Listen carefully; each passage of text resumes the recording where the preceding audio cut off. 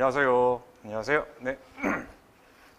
자, 저는 오늘 설명의 진행을 맡은 리더스 원장 이영곤입니다. 반갑습니다. 안녕하세요. 안녕하세요. 네. 우선 좀 간단하게 오늘 진행 안내 먼저 드리면 제가 한 1시간 정도 그 전체적인 지원에 필요한 가이드라인 쪽 설명을 드릴 거고, 그리고 한 10분 정도 쉬는 시간 가지고 나서 4시부터 합격생이 오늘 2분 오시기로 했으니까 오셔가지고 본인들 뭐 공부한 거, 지원한 거 여러 가지 사항들에 대해서 좀 노하우도 알려드릴 거고, 그 제가 진행하는 동안에도 중간중간에 언제든 궁금하신 것들은 질문하시면 되고요. 그 다음에 아마 4시부터 그 두 번째 세션은 거의 대부분이 Q&A로 진행이 될 테니까 평소에 좀 궁금했던 것들 좀 노트하셨다가 이따가 충분히 질문할 수 있게 시간 드릴 테니까 좀 많은 거 오늘 얻어가시기 바라겠습니다. 일단은 우리가 학교에 일단 지원할 때 필요한 것들이 어떤 게 있는지부터 좀 설명을 드릴게요. 이게 그 뭐 내가 지원하는 것도 지원하는 거지만 거꾸로 말하면 학교에서 어떤 기준들을 가지고 학생들을 선발하게 되는지가 크게 두 가지일 텐데, 첫 번째가 뭐 당연한 얘기지만 학업 능력인 거고, 또 하나는 그 학업 능력 이외에도 얘는 어쨌든 나중에는 자기 뭐 어떤 사업들을 읽어놔야 되기 때문에 그런 부분의 어빌리티들을 또 체크하는 두 가지가 이제 혼용대에서 학교가 학생들을 선발하게 될 거고, 첫 번째 팩터인 저 아카데미컬 어빌리티들은 거의 대부분이 좀 높은 게 더 유리하다라기보다는 약간 좀 어떤 그 기준선을 넘기는 정도면 충분하다라고 보시면 돼요. 그 GPA 같은 경우에는 4.0 만점으로 환산해서 보통 계산을 하게 될 거고, 10위권 정도 학교들에서는 합격생의 그 평균 GPA가 3.5 플러스 정도 되고, 한국인들 저희가 지원시켜 보면 대략 한 4.0 환산에 평균적으로 3.34 정도가 좀 평균 레벨이고, 이게 3.0이 저희가 봤을 때 넘어가면 특별히 이슈는 없어요. 근데 혹시나 환산했을 때 3.0이 안 되시는 분들은 그게 많이 불리하다라기보다는 지원할 때 조금 다른 작업을 하긴 해야 돼요. 에세이상에서 내가 왜 학점이 낮을 수밖에 없는지, 그리고 그런 것들이 그냥 끝나는 게 아니고 근데 나머지 뭐 GMATscore나 혹은 자격증 같은 것들 가지고 충분히 내가 그런 대신에 학업적 능력이 있다는 것만 증명하시면 GPA가 크게 이슈가 되는 경우들은 많지 않아가지고 막 걱정하실 필요는 없을 것 같고, 혹시나 뭐 신경 쓰이실까 봐 저희가 보냈던 학생 중에 제일 GPA가 낮았던 분은 2.2, 2.3 이런 분들도 어드미션이 그 10위권 내에서 나왔었기 때문에 아마 큰 이슈는 아닐 것 같아요. 두 번째 토플과 IELTS는 우선은 해외에서 학교 나오신 분들은 굳이 필요 없고요. 한국에서 학부를 나오셨더라도 4년 전체가 다 영어로 수업이 진행이 됐다는 것을 증명하실 수 있으면 보지 않아도 돼요. 근데 그게 아닌 케이스는 전부 시험은 보셔야 되고요. 토플 같은 경우는 얘기 들었던 미니멈 100점. 대신에 HBS만 less than 109는 내지 말라고 돼 있어요. 아예. 그래서 내가 생각하는 학교 군이 M7 이상이신 분들은 110점은 넘기는 게 조금 안전할 것 같고요. 마찬가지로 얘도 미니멈을 저건 정말 발표한 거기 때문에 더 높은 점수가 메리트가 있지는 않아요. 전혀. 그래서 그 미니멈만 넘기시면 되고, IELTS 기준으로는 대부분이 100점과 맞는 점수가 7.0이거든요. 그리고 하버드 같은 경우는 7.5 밑은 내지 말라고 돼 있어요. 또. 그러니까 아까 말한 110점을 넘기시는 게 저기 IELTS로는 7.5 이상을 받으시면 충분한 점수고, 개인 편차가 있긴 하겠지만 저희가 봤을 때는 시험을 보시는 분들은 IELTS 쪽이 조금 더 편한 것 같아요. 결과 나오는 데까지 뭐 기간이나 점수 좀 잘 받는 것도 편한 게 좀 많고, 저건 우선은 GMAT 끝나고 나서 일단 한 번씩 저희 추천은 시험 보고 본인한테 맞는 거를 좀 골라서 시험 보시면 좋을 것 같고, 유효기간은 GMAT은 5년이지만 저 두 개는 2년이에요. 그것도 혹시나 좀 뭐 지원 시기가 좀 늦는 분들은 감안을 좀 해주시기를 바라겠습니다. 자, 그래서 일단 학업적 능력에서는 저희가 제일 먼저 추천드리는 거는 일단 MBA 생각이 있으시면 GMAT 먼저 보는 게 맞긴 해요. 아까 얘기 드린 것처럼 토플 또한 IELTS는 미리 받아봐야 유효기간이 2년밖에 안 되다 보니까 나중에 혹시나 내가 지원 시기를 늦추게 됐을 때 다시 봐야 되는 일이 생기는 경우도 있고, 또 하나는 이 지원 시까지 생각보다 해야 될 게 많아요. 특히나 뒤에 얘기 드리겠지만 에세이 과정에서 정말 많은 글들을 써야 되는데, 문제는 학교들마다 에세이 질문들이 달라요. 근데 내가 점수가 확보가 안 돼 있으면 어느 정도 학교들을 낼 수 있는지가 정해지지가 않다 보니까 일단 GMAT 점수가 안 나온 상태에서는 에세이 작업 자체가 시작이 불가능해서 우선은 보통 가이드를 드리는 거는 GMAT 성적 먼저 확보해 놓고 나서 그 다음에 이 점수로 낼 수 있는 학교들이 나오면 거기 학교들의 에세이 작업을 하시면서 토플과 IELTS를 병행하는 이렇게 스케줄을 짜는 게 그래도 좀 가장 효율적으로 시간을 운영할 수 있는 방법이 될 거고, GMAT 점수가 많이 올랐어요. 이게 그 작년 지원까지는 거의 대부분의 지원자가 오리지널 버전 GMAT, 그러니까 800점 만점일 때 시험으로 지원을 했었고, 올해 이제 지원하시는 분들 올 9월 입학생인 거죠. 부터 처음으로 거의 이제 포커스 버전으로 지원이 됐는데, 얘네가 그 포커스로 작년부터 시작하고 나서 환산표를 발표를 했는데 안 맞아요. 제가 봤을 때는. 그러니까 거기 돼 있는 표로는 포커스로 한 650점 정도가 오리지널 버전으로 700점 정도로 환산이 되는데, 저희 학생들을 좀 이렇게 쭉 체크해 보면 대략 한 포커스로 한 675 정도가 오리지널에 한 700점 정도인 것 같아요. 이 인원수로 좀 따져보면 그런 느낌인 거고, 특히나 그 뭐 최근에도 저희가 요 GMAT 출제 기관 애들하고 좀 미팅을 몇 번 했었었는데, 작년 같은 경우가 그 본인들 얘기로 중국을 제외한 한국 포함 아시아 모든 지역의 GMAT 테스트 테이커 숫자가 늘었대요. 다 기본적으로 10% 이상씩 증가가 됐다고 하고, 그러다 보니 사실 올 지원이 역대급으로 경쟁률이 높았거든요. 작년 대비 거의 모든 학교가 한 20% 이상 좀 지원자가 늘었다는 얘기가 돌면서 이 지원자 풀이 커지다 보니까 어쩔 수 없이 점수는 올라가는 건 당연한 얘기인 것 같고, 근데 조금 여러분에게 희망적인 얘기는, 걔네가 저한테 미팅 요청한 이유 중에 제일 큰 이유가 작년에 그랬는데 올해 갑자기 아시아 전 지역에 GMAT 시험 보는 인원수가 줄어버린 거예요. 그래서 이게 지금 본인들도 원인이 뭔지를 체크하겠다고 막 저희랑 지금 미팅하는 중이고, 내린 결론은 그냥 트럼프를 웃고 말았었는데, 근데 뭐 결국 이게 지원하는 데 있어서 경쟁률, 여러분이 지원하는 입장에서는 경쟁률이 낮은 게 높은 것보다는 유리할 수밖에 없는 거니까, 뭐 아직은 조금 지원 시까지 시간 여유가 있긴 하지만, 그래도 그러다 보니 제 걱정은 올해는 줄었는데 작년 지원자들 중에 어드미션을 못 받아서 재지원으로 넘어오는 숫자가 꽤 있을 것 같아요, 올해는. 그래서 거기랑 또 경쟁이 있다 보니까 점수는 조금 그래도 시간이 되시면 여유 있게 만드는 게 나쁘지 않을 것 같고, 그래도 솔직히 GMAT 점수가 높다라는 게 어드미션을 확실히 보장하는 건 아닌 것 같아요. 당연히 이것도 그냥 학교에서는 약간 물관리처럼 대충 요 정도가 넘어가는 거에 대해서 아주 큰 변화는 없지만, 저희가 봤을 때는 한 M7 정도가 생각이시면 그래도 지금 포커스 버전으로 700점 전후 이상의 스코어는 확보를 하셔야 좀 그래도 약간 경쟁력이 있다라고 생각이 들고요. 한 20위권 정도가 타겟이시면 600대 후반 정도, 한 75, 한 65 이상 점수가 좀 필요해 보이니까 그거 좀 감안해 보시면 좋을 것 같아요. 근데 그 저희도 이제 뭐 수업도 하지만 매년 한 60분 정도 에세이 컨설팅 작업을 해서 그 지원 과정을 도와드리는데, 어드미션에서는 점수가 아주 키 팩터가 아닐 수 있는데 장학금에서는 매우 중요한 팩터 같아요. 그러니까 그 저희 팀이 장학금은 국내에서 제일 많이 받거든요. 지금 올해도 60분 정도 작업했는데 총 장학금 받은 금액이 33억이 넘어요. 그러니까 인당 물론 한 분이 여러 개를 받은 케이스가 있긴 하지만 평균 한 5천만 원 이상씩 받게 된 셈인 건데, 그 금액 이슈에서는 조금 커리어적 측면보다는 점수가 높은 케이스가, 제가 뭐 말하기는 어렵지만 특정 학교 어드미션 커뮤니티 만나서 물어보니까 어드미션은 본인들이 포텐셜만 보고 줄 수 있는데 장학금은 돈이 지팡이 되다 보니까 아무래도 수치적인 팩터가 좀 있어야 본인도 윗사람에게 뭔가 결제를 받을 때 좀 편하다는 형태의 얘기를 좀 하더라고요. 어쩔 수 없는 것 같으니까 조금 그게 좀 키이신 분들은 역시나 좀 점수를 높여보는 거를 신경을 쓰시는 게 좀 좋을 것 같고요.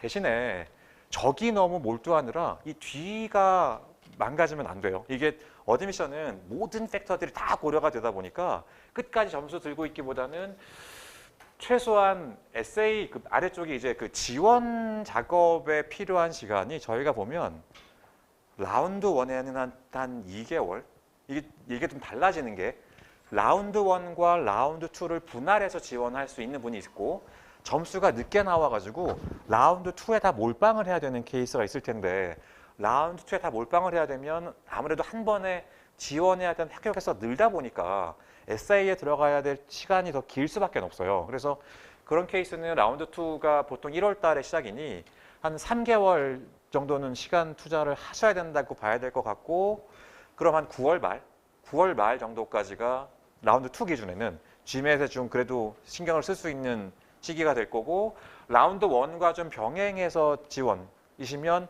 보통 라운드 1에 한 3개 정도, 라운드 2에 또 한 서너 개 정도 이렇게 지원이면, 라운드 1 같은 경우는 학교마다 다르지만 9월 달부터 10월 사이 정도가 데드라인이거든요. 그러면 한 2달 정도인 거니까 다음 달에 끝나야 되네요. 그렇죠? 6월 말까지 GMAT 끝나시면 뭐 지원하는 거는 아마 여유 있게 지원이 가능할 텐데, 좀 이미 점수가 가신 분들 아니면 쉽지는 않을 수 있는 케이스일 거고, 이렇게 해서 일단 점수 파트가 마련이 되면 이제 아랫사항들을 가지고 또 나의 어떤 그런 어빌리티들을 좀 보여주셔야 되는데, 저희가 밑에 그 지원서 관련해서 제일 중요하게 보는 건 레주메예요. 완전 1번이에요. 우리가 나중에 지원하게 되면 나는 지원하는 거지만 내 서류를 보아서 나를 뽑고자 하는 그 어드미션 커미티 입장에서는 이영곤이라는 지원자의 서류가 거의 이만큼이에요. 이게 에세이 있지, 그 다음에 내 어플리케이션 쓴 거 있지, 추천서 있지, 성적표 있지, 이만한 서류 처리 나올 텐데 한 사람에 대해서 거의 모든 학교가 그 첫 페이지가 레주메예요. 그러니까 저기에 이 내 안내에 있는 거의 모든 얘기가 한 페이지에 다 담겨야 돼요. 근데 저희가 작업해 보면 되게 희한한데, 레주메를 가장 잘 못 써오시는 분들이 직장을 가장 많이 옮겨 다니신 분들, 이 제일 이상해요. 이게 왜냐면 회사를 들어가는 레주메랑 학교에 쓰는 레주메는 포커스가 달라야 돼요. 회사는 내가 어떤 일을 할 수 있는지가 메인이에요. 근데 학교는 가서 그 일을 할 게 아니기 때문에 나한테 어떤 어빌리티가 있는지가 메인이에요. 내가 뭘 했다가 아니고 어떤 일을 어떻게 했다 해서 강조가 들어가야 돼요. 그러니까 내 분석력, 내 창의력, 내 리더십, 내 팀워크 스킬, 이런 게 메인인 거지, 내가 A 회사랑 일해봤어, 내가 B랑 일해봤어, 이게 중요한 게 아닌 거라고. 근데 대부분의 케이스가 뭔가 좀 회사 네임드만, 뭐 예를 들면 뭐 광고 회사 다녔으면 되게 큰 회사 이름을 뒤에 붙여놓으면 일을 잘한 것처럼 느껴지니까 그렇게 써는 분들이 많은데, 그게 아니고 앞단에서 나의 어떤 그런 능력들을 좀 보여주는 그 파트에 좀 신경을 좀 많이 써야 돼가지고 동사 고민 진짜 많이 해야 돼요, 이거는. 그리고 두 번째는 너무 일 얘기만 써와요, 레주메. 근데 얘들은 일단은 학교예요. 물론 졸업하고 나면 나는 이제 일하겠지만 내가 가는 곳은 학교인 거고, 어드미션 커뮤니티에서 진짜 중요하게 보는 것 중에 하나가, 물론 얘 포텐셜도 있지만 클래스에 들어왔을 때 얼마큼 얘가 분위기를 잘 만들 수 있는지, 잘 어울릴 수 있는지 너무너무 중요한 팩터인 거라, 나의 그런 퍼스널한 측면들, 별거 아닌 것 같지만 취미 활동, 혹은 뭐 봉사 활동, 혹은 뭐 나 여행 다닌 거, 기타 등등등 조금 나만이 할 수 있는 얘기들의 발굴을 미리 좀 해두세요. 그리고 이것도 똑같아요. 나 다이빙 10m 들어갈 줄 알아. 이게 중요한 게 아닌 거라고. 똑같이 내가 뭘 할 줄 아는 게 아니고 내가 거기서 뭘 느꼈는지, 그러니까 그 안에서 나만의 뭔가 어빌리티나 나만의 인사이트나 이런 얘기들이 조금씩 들어가도록 만들어서 좀 차별성을 짤 필요가 있어요. 왜냐하면 이게 한국인들이 대부분이 대학 때는 공부만 하고 연애만 하고 술만 먹다가 회사 가서 일만 하고 개인적인 생활이 없다라고 느끼시는 분들이 되게 많은데, 얘기하다 보면 없을 리가 없어요. 근데 다 똑같은 얘기처럼 느껴지는 뭐 영화 보는 거, 맛집 찾아다니는 거라고 생각하겠지만, 그 안에서 나만의 뭔가 좀 다른 얘기들을 집어넣기 시작하면 훨씬 되게 풍부한 얘기를 할 수 있는 거니까, 특별한 얘기가 재밌는 게 아니고요, 누구나 할 수 있는 걸 가지고 다른 얘기하는 사람이 훨씬 재밌게 느껴지기 때문에 이게 나중에 시간에 쫓기면 디벨롭이 안 돼요. 그래서 GMAT 준비하시면서 좀 틈틈이 그런 것들 좀 고민을 미리 해두시면 나중에 좀 지원서 쓰실 때 충분히 자기 그 에세이를 좀 더 좀 강하게 만들 수 있는 키가 될 테니까 필요해 보이고, 뭐 에세이는 제가 뒤에서 좀 더 디테일하게 설명을 드릴 텐데, 한 학교당 보통 한 3개 정도 질문이 나와 있는데 이것도 미리 GMAT 준비하시면서 같이 좀 고민하시면 좋을 게 제일 중요한 에세이, 고을 에세이.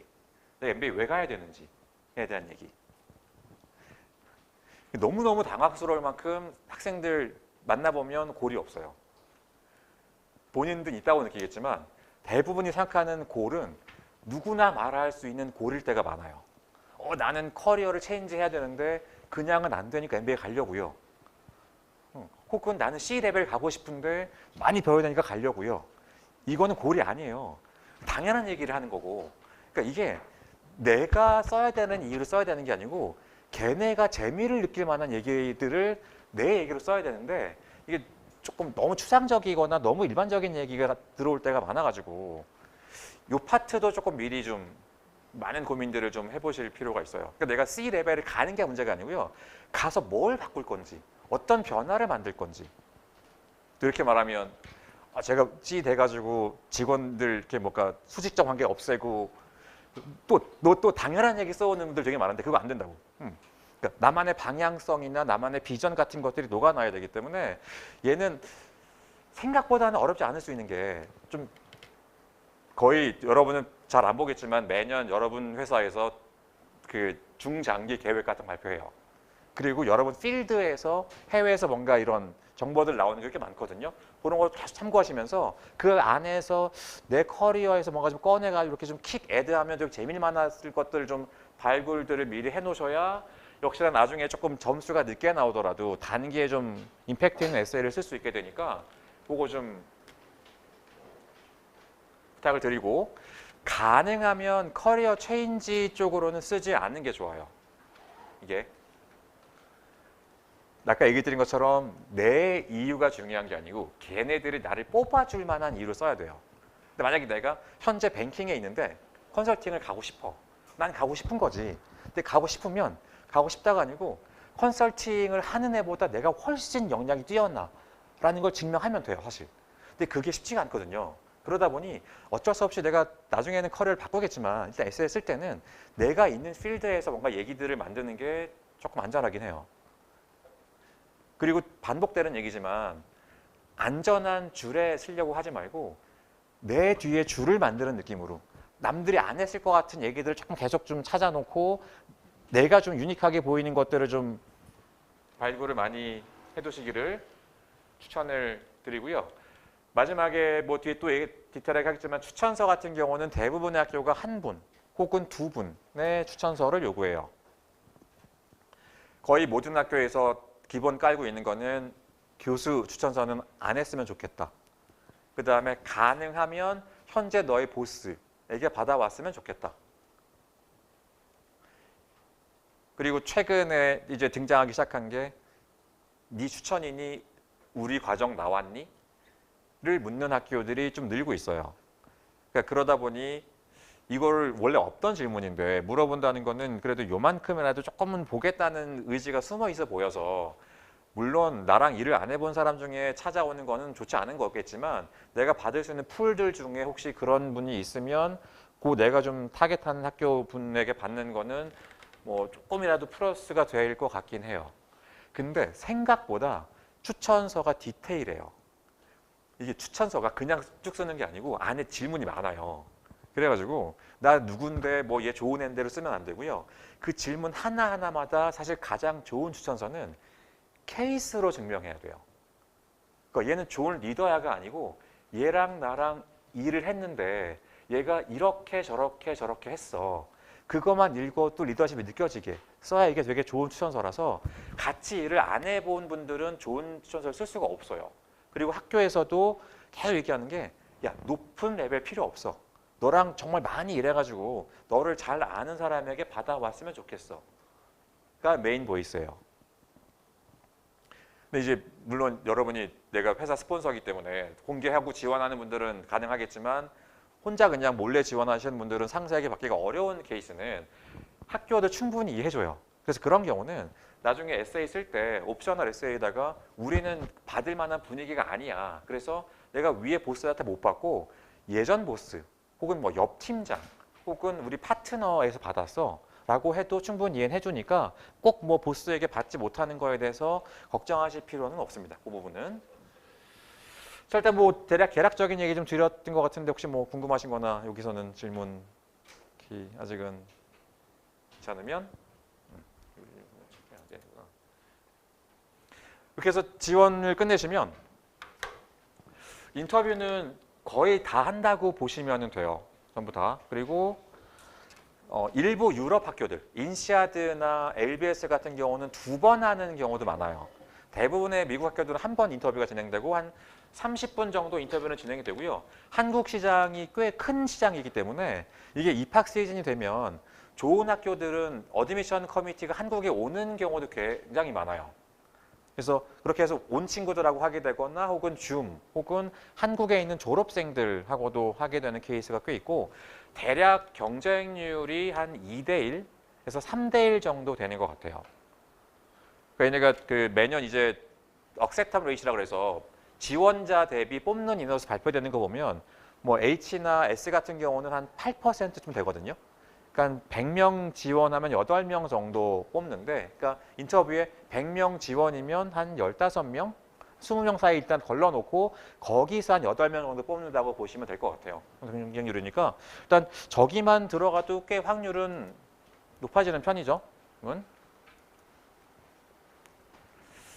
자, 지원 스케줄은 이게 아직은 올해 지원에 대한 입시 요강이 안 나왔어요. 모든 학교들에서. 보통 한 6월 초나 6월 중순쯤 나오게 되는데 아직 안 나와서 제가 정확히는 얘기 드리기가 어렵지만 작년 걸 기준으로 얘기를 드리면 보통 1라운드가 9월에서 10월 사이, 세컨드 라운드가 1월 달에 있고 서드 라운드가 3월에서 4월 사이 정도 있어요.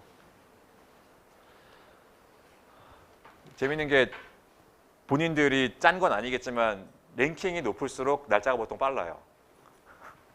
그러니까 9월 초가 보통 M7들이고 1월 초가 또 M7들이고 뒤로 갈수록 조금 늦어지는 편인데 지금 저기 밑에 써놓은 거는 대충 뽑는 비율을 대략적으로 그냥 적었는데 올해 지원자 같은 경우는 살짝 제가 봤을 때 바뀐 것 같아요.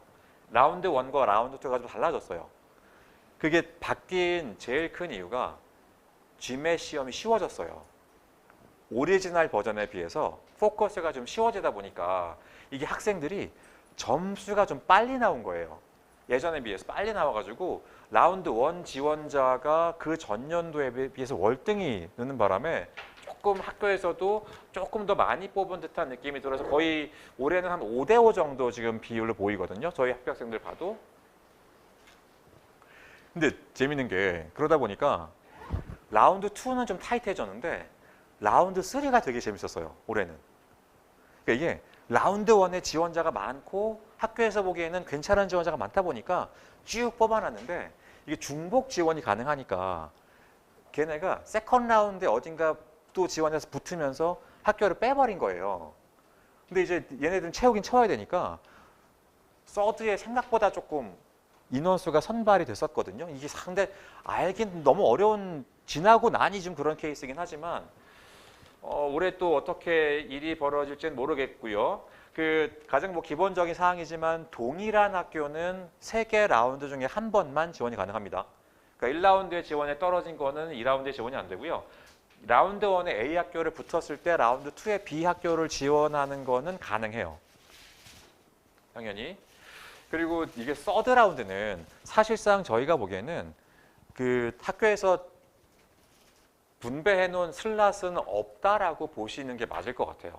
근데 대신에 아까 얘기 드린 것처럼 중복 합격생들이 이제 빠져나가면 거기를 채우는 약간 그 정도 역할인 거여서 랭킹이 높아질수록 무빙이 별로 없어서 10위권 이내 학교들은 사실 선발이 많지 않은데 의외로 20위권에서는 꽤 많아요.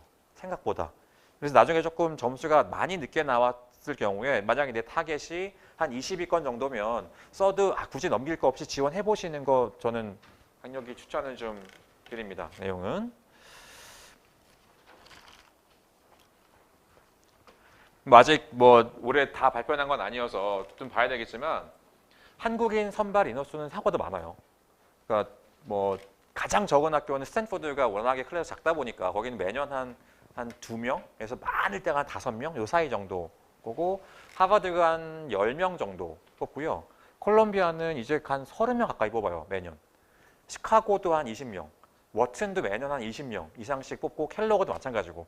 근데 서드 라운드에 그런 학교들은 그 중에 보면 1명, 2명 정도라서 확실히 좀 높은 학교들은 조금 랭킹상, 그러니까 라운드상은 불리한 건 많은 것 같아요, 내용은. 그리고 이게 얘네가 또 라운드 3에 좀 잘 안 뽑으려고 하는 제일 큰 이유는 비자예요, 사실은. 특히나 외국 애들 서드에 또 3월에 지원하면 걔네가 서류 체크하는데 한 달, 또 인터뷰 주는데 시간 필요하지, 인터뷰 준비 시간도 줘야지, 하고 나면 결과해서 발표하고 나면 받아서 비자 받아가지고 들어가려면 입학일 막 맞추기 되게 빡빡해가지고, 그러다 보니 더 특히나 좀 원투에 많이 뽑는 편이라, 반대로 말하면 비자 이슈가 없는 유럽 학교들이나 아시아권, 뭐 중국, 일본 이런 MBA들은 서드가 훨씬 더 저거보다 숫자가 커요. 그래서 뭐 마찬가지로 내가 좀 점수가 늦게 나왔을 때 꼭 내가 미국이 타겟이 아니시면 뭐 지원 고려하시는 것도 괜찮습니다. 내용은. 자, 뭐 대충 GMAT 공부 기간 5개월 정도는 그냥 평균 기간으로 얘기를 드리는 거고요. 뭐 이미 5개월이 지난 분도 있을 거고 이제 막 시작하신 분도 계시겠지만, 아까 얘기 드린 대로 그 라운드 1 지원이려면 그래도 한 6월 말 7월까지는 끝나야 좀 태피하게 지원이 될 거고, 라운드 2 같으면 진짜 늦으면 10월, 그래도 가능하면 9월 말까지 좀 끝내놓는 게, 만약에 토플도 같이 봐주셔야 되면 지원에 좀 여유 있게 준비할 수 있는 시간이 될 거예요. 내용은 얘기 들었죠? GMAT 먼저 하시는 게 좋아요. 토플 또는 IELTS보다는 일단 얘가 끝나야 그 다음에 학교 선정이 가능하니까 얘기 드렸고, 대신에 이 스피킹 파트는 단기에 좀 늘기가 쉽지는 않아가지고요. 나머지 리스닝이나 리딩은 GMAT 하면서 다 자동으로 늘어나는데, 거기가 약한 분들은 조금 GMAT 공부하시면서 병행하시는 것도 괜찮습니다. 내용은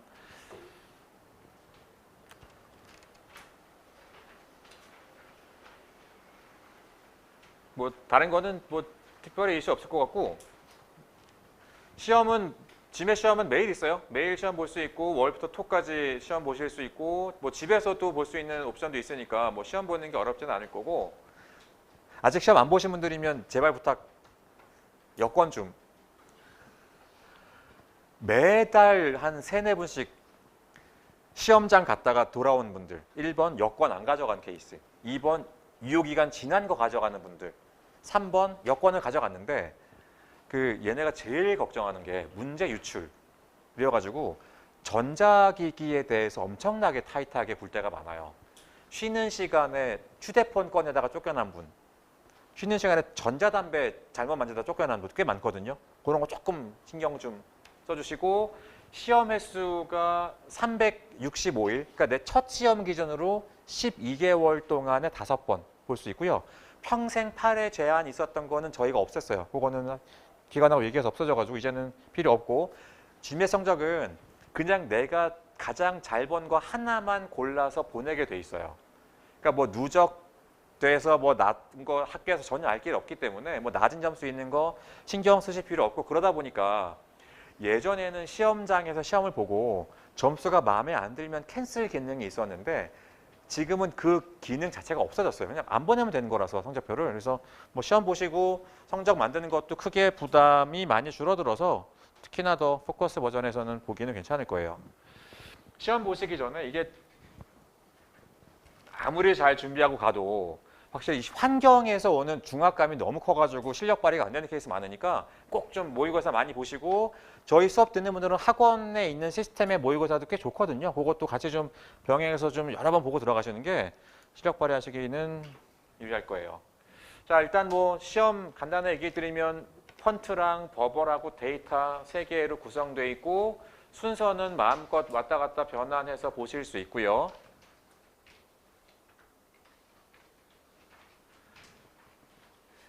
순서에 대해서는 개인 편차는 있는데 난 당연히 매스부터 보는 게 유리할 거다라고 생각을 했는데, 시험 보시는 분들 중에 뭐 저는 수학이 강하기 때문에 그게 편했어라는 분도 있었고, 거꾸로 나는 수학에서 점수를 따야 되는데 매스부터 봤는데 한두 개 문제 흔들리니까 멘탈이 나가서 뒤가 다 힘들었어라는 분도 있어가지고 조금 연습들을 미리 좀 해보세요. 이게 생각보다 데이터 파트부터 보시는 분도 좀 있어요. 이 정보를 많이 읽어야 되다 보니까 제가 저기 뒤로 밀리면 약간 지쳐가지고 안 읽힌다고 제일 먼저 봤더니 편하다는 분도 계셔가지고 그거는 시험 좀 준비하실 때 모의고사 같은 거 볼 때도 이렇게 좀 트라이 해보시면서 여러 가지 시나리오를 짜보시면 좋을 것 같아요. 이 시험이 되게 전략적으로 가야 돼요. 그러니까 공부 열심히 하는 것도 중요하지만 시험장에서 내가 가진 걸 어떻게 잘 드러낼 거냐는 것도 매우 중요한 시험이어서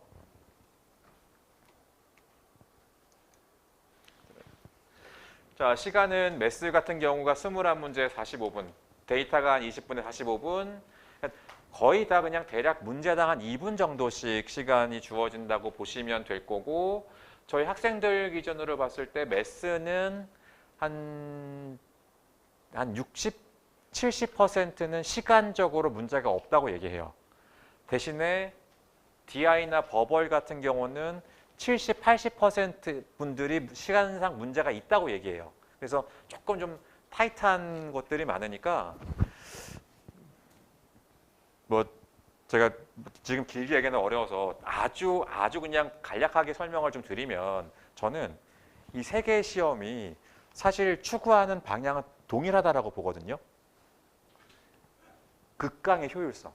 이게 뭐냐면 전체 글에서 우리는 시험 본다라고 느끼면 이게 한국의 제일 큰 문제인데 어릴 때부터 너무 이 구석진대에서 나오는 문제를 푸는 이게 있어가지고 하나도 안 놓치려고 그래. 글을 읽으면. 근데 얘네들은요. 긴 글에서 뭘 놓치지 않았냐가 아니라 긴 글에서 얼마나 빨리 핵심 구조를 캐치할 줄 아는지 이게 메인이에요. 그러니까 반대로 말하면 의외로 물어보는 게 수학이나 DI나 버벌이 되게 심플해요. 정말 단순한 문제를 만들어 놓고 여기에 막 포장재를 붙이고 순서를 바꾸고 되게 복잡하게 보이도록 만드는 시험이기 때문에 그거 싹 걷어내고 야 진짜 이 긴 글에 딱 요거 두 개구나 이런 훈련이 좀 많이 필요해요.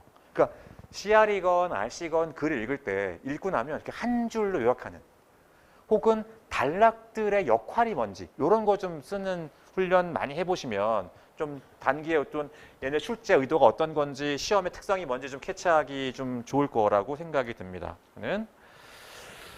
자, 점수는 805점 만점이고 이게 우리가 그 뭐 지원 준비하면서 저희 같은 전문가랑 얘기할 때도 있지만 여러분이 막 인터넷 막 뒤지고 막 이러다 보면 정보가 섞여가지고 오리지널 버전 시험 정보랑 포커스가 막 엉켜가지고 헷갈릴 때 있어요.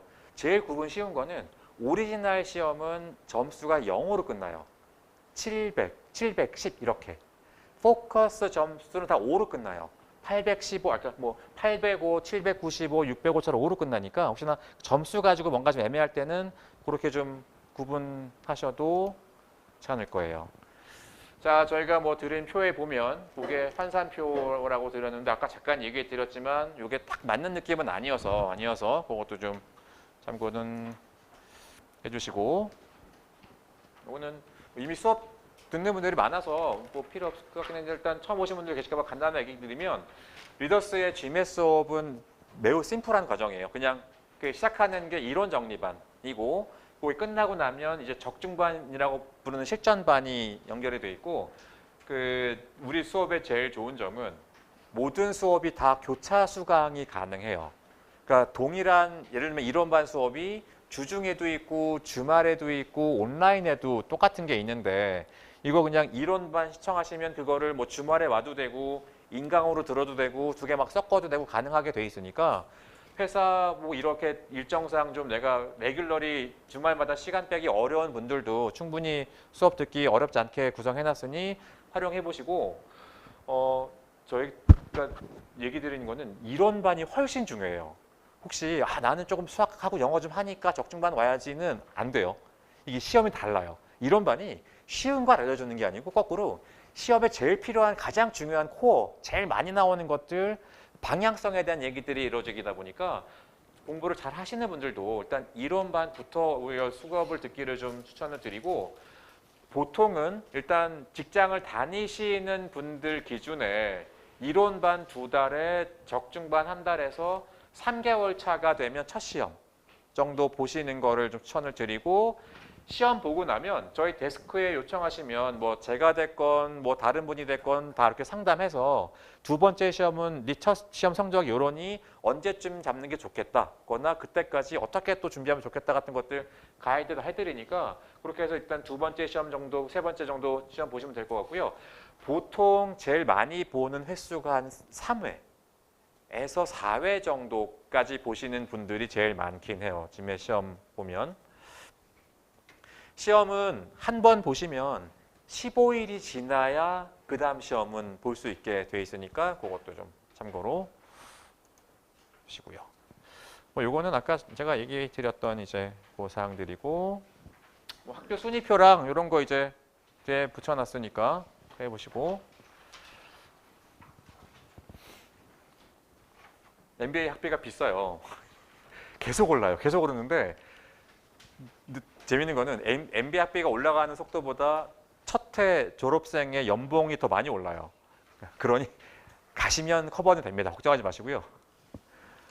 뭐 잡시장이 미국이 어떤지에 대해서 걱정 많을 텐데 그 지난달에 설명이 오셨던 분들은 아마 들었겠지만 저희 지난달에 그 카네기 멜론 졸업생 하나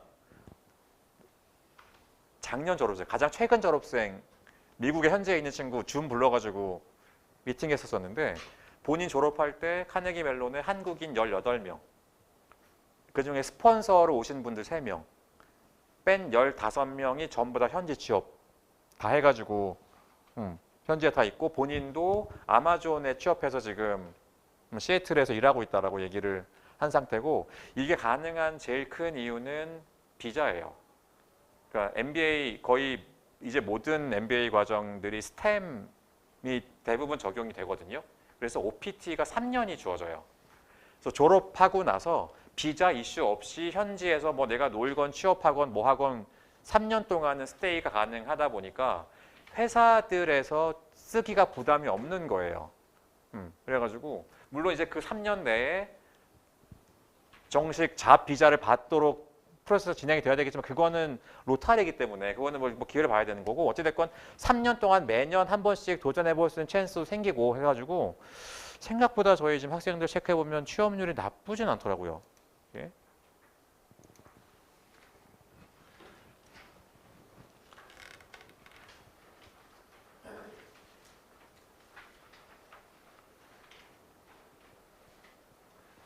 매년 그 지원자 한 분당 평균 지원 학교 개수가 5개에서 8개 요 정도 사이 좀 돼요. 지금 점수가 있거나 뭐 내가 빨리 점수를 만들 자신이 있는 분들은 당연한 얘기지만 2개 라운드를 활용하는 게 훨씬 유리하긴 해요. 라운드 1, 라운드 2.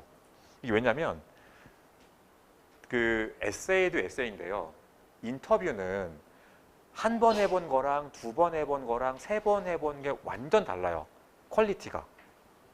그리고 에세이는 여러분이 써서 내면 이게 원사이드인 거잖아요. 근데 인터뷰는 서로 대화하기 때문에 학교가 내 패키지에 대해서 어떻게 느끼는지를 알 수 있어요. 그게 느껴지면 그걸 가지고 다시 내 패키지를 손봐서 두 번째 라운드 때 훨씬 더 좋은 패키지를 만들어낼 수 있는데 이게 한 라운드에 전부 다 지원해야 되면 어쩔 수 없이 내는 거 급급하다 보니까 그런 작업 과정을 거치기가 힘들어요. 그래서 붙고 안 가도 되니까 내가 약간 라운드 1에 내기에 시간상 점수가 애매할 때 나왔다라고 해도 라운드 1 중에 데드라인 좀 늦는 학교들이 있어요. 9월 말 또는 10월 정말 심한 경우는 11월인 경우도 있거든요. 그런 데 시험 삼아라도 한두 개 정도는 지원해 보시는 것도 저는 너무너무 추천해요. 웬만하면 당연한 얘기지만 좀 인터뷰가 올 확률이 높아 보이는 학교들.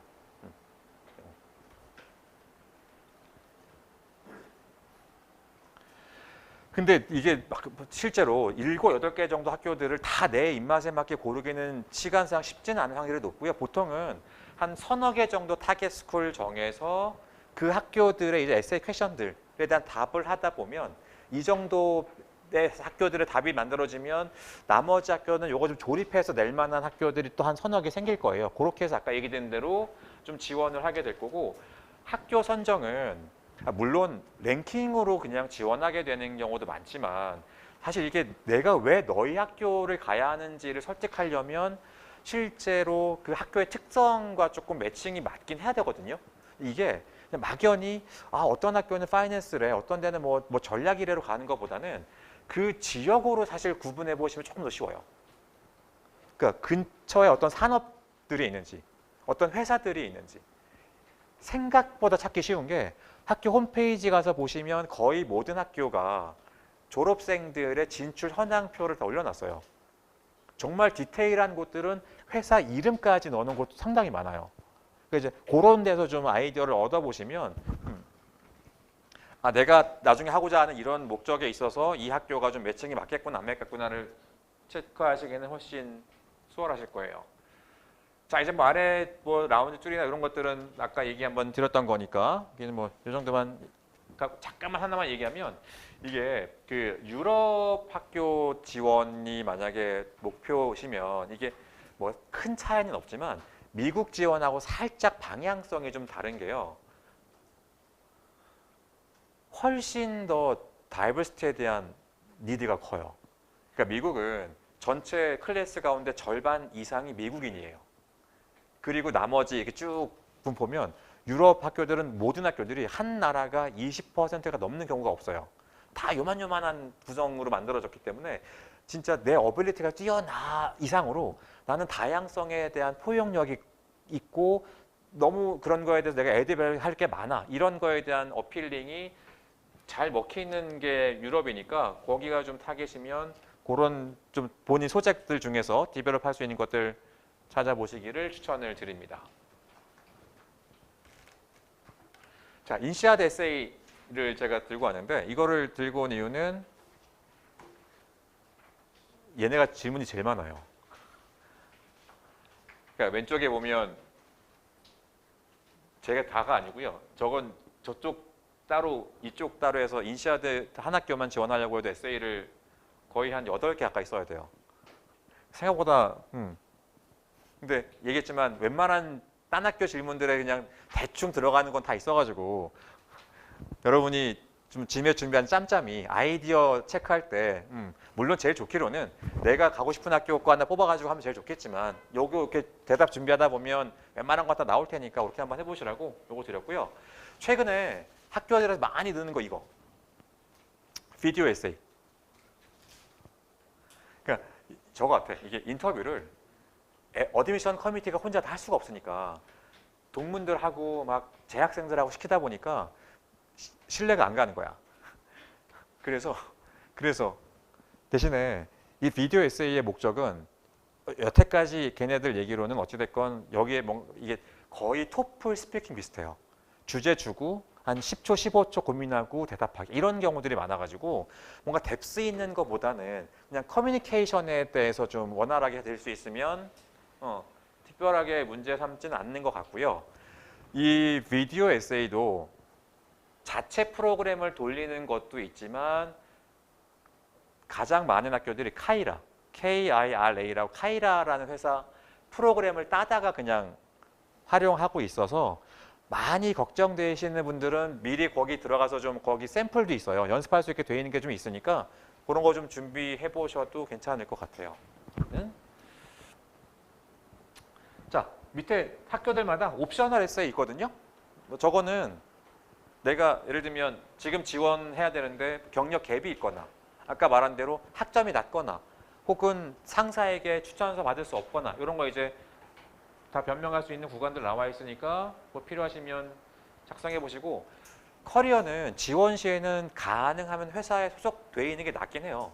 물론 학교마다 좀 다른데 보통 지원 시점에서 봤을 때 3개월 이내에 갭에 대해서는 태클 거는 경우는 없어요. 그리고 평균 지원자들 경력 기간은 한 5년 정도가 보통 평균이고요. 학교들에서 얘기하는 경력 기간은 지원일이 아니고 입학일 기준이에요. 그러니까 만약에 여러분이 지금 지원하시면 내년 9월 입학이기 때문에 그때까지 계산했을 때로 봐가지고 평균 한 5년 5.5년 정도가 보통 지원자들의 기간으로 됩니다. 자, 이거 뭐 아까 살짝 얘기 드렸듯이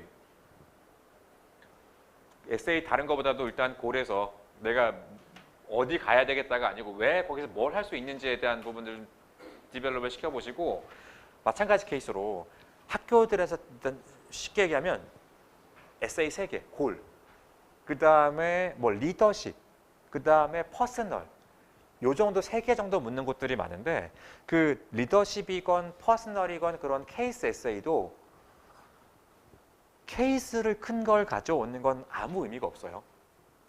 학교가 알고 싶은 거는 여러분인 거지 그 케이스가 아니에요. 그래서 어떤 얘기를 리더십에 쓰면 좋을까? 돈 많이 버는 거 누구나 아는 게 아니라 내가 되게 다양한 액션을 한 거.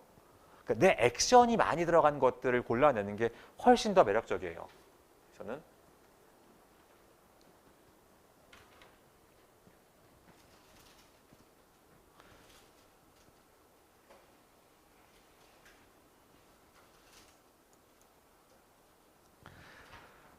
인터뷰 짧게만 좀 얘기를 드리면, 어드미션 커미티나 뭐 재학생들이나 뭐 동문들과 진행할 수 있고 학교를 가는 경우도 있고, 요새는 줌으로 하는 경우가 꽤 많은데 온캠퍼스는 생각보다는 메리트는 없어요.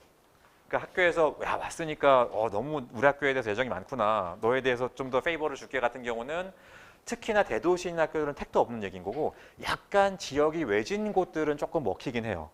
그래서 뭐 위에 학교로는 뭐 턱이나 뭐 더든 혹은 뭐 코넬 이런 학교들에서는 살짝 메리트가 있을지 모르겠지만 그게 아주 큰 정도는 아니어서 굳이 뭐 그러실 필요는 없고, 오히려 학교를 가실 거면 미리 가세요.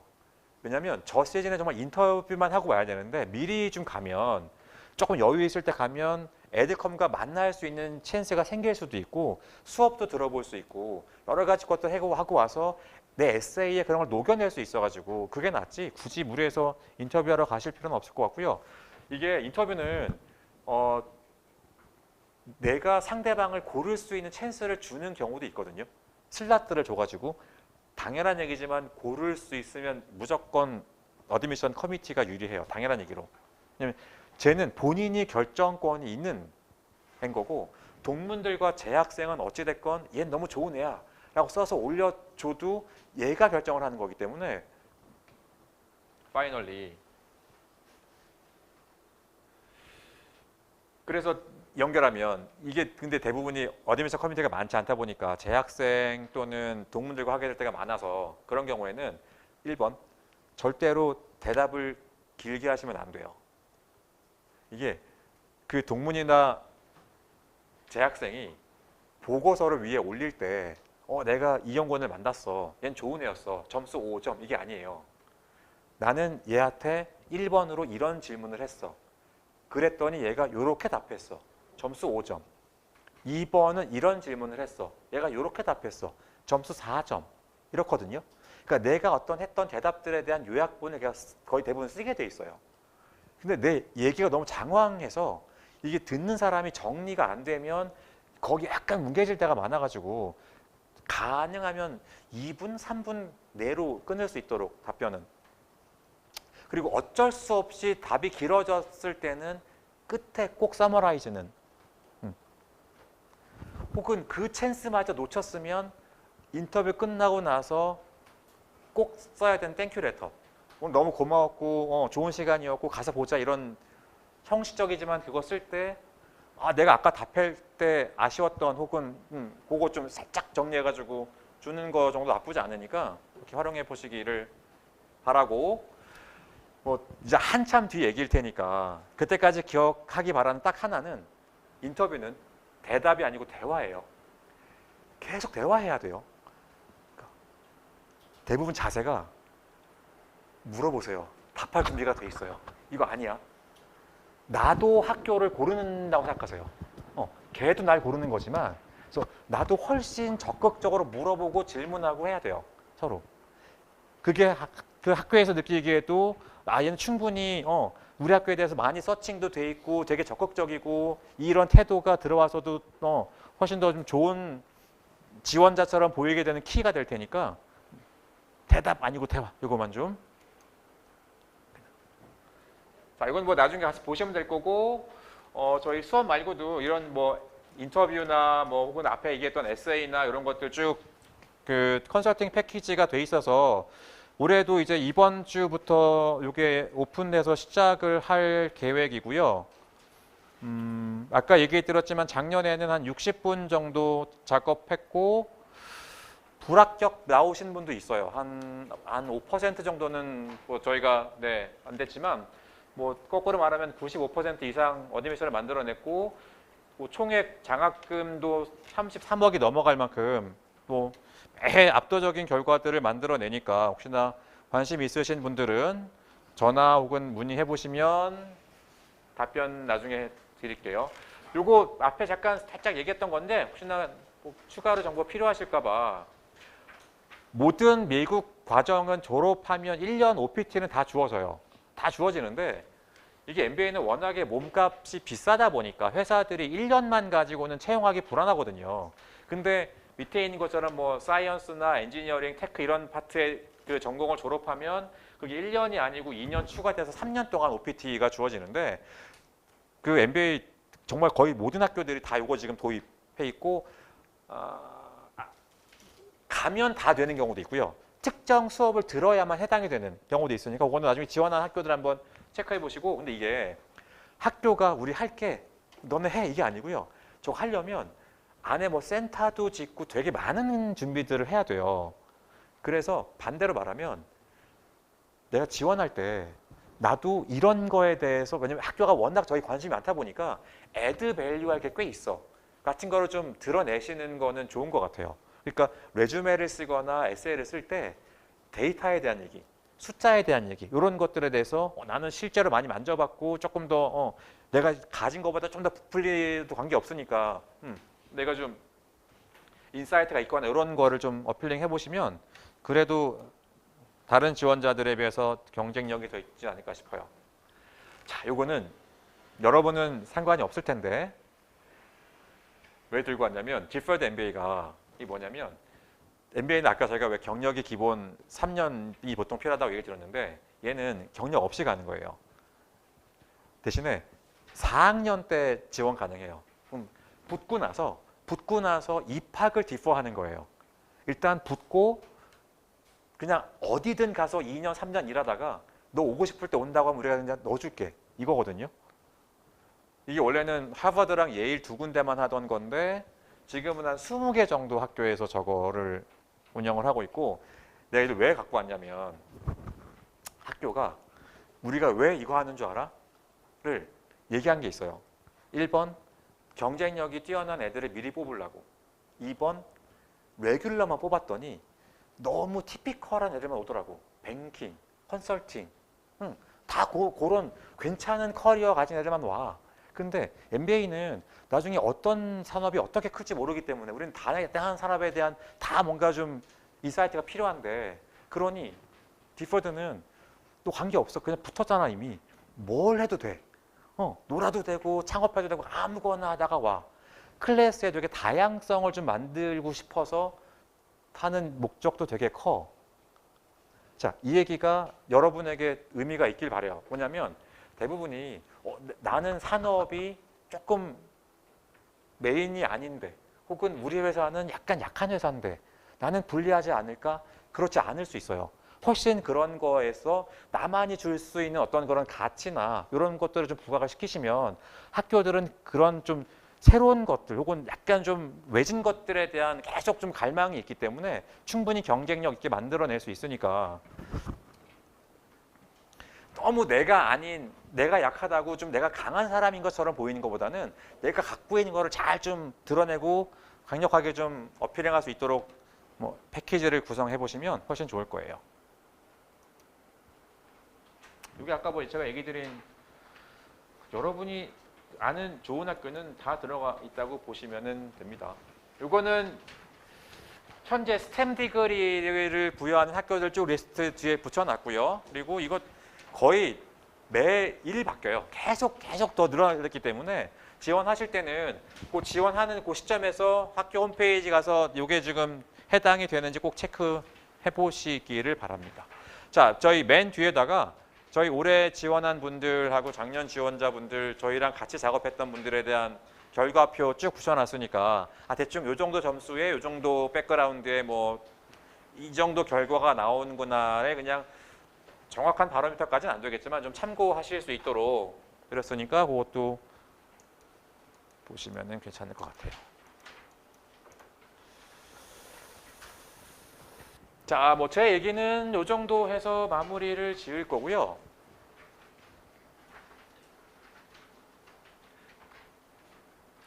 (1년에) 저 자주 하는 얘기인데 1년에 한국에서 GMAT 시험 1000명 정도 봐요. 1000명, 1100명? 저희 학원 1년 수강생 수가 800명에서 900명쯤 돼요. 그러니까 거의 대부분인 게 이게 다 뭐 많다를 자랑하려는 게 아니고 거기서 나오는 데이터가 워낙에 많아요. 그러니까 뭐 쉽게는 문제에서부터 뭐 그런 지원 결과들, 공부 방법들 여러 가지 데이터가 있다 보니까 여러분 혼자의 지원이겠지만 저희 같은 기관들을 활용해 보시면 이미 많은 그 데이터들을 가지고 그 여러분 혼자 지원하는 거에 장점과 단점과 보완할 것들을 가이드해 드릴 수 있으니 뭐 MBA가 만약에 혹은 경영 관련 대학원들이 목표이신 분들 중에 GMAT 시험 보고 싶고 또 에세이나 이런 패키지 작업하시고 싶으신 분들은 저희랑 함께 하시면 아마 가장 좋은 결과를 만들어낼 수 있지 않을까 싶습니다. 자, 제 얘기는 요쯤 마무리하고 그다음에 한 10분 정도 쉬는 시간 가지고 합격생들 모셔다가 또 다른 얘기 더 전달해 드리겠습니다. 또 이따 뵙겠습니다. 네.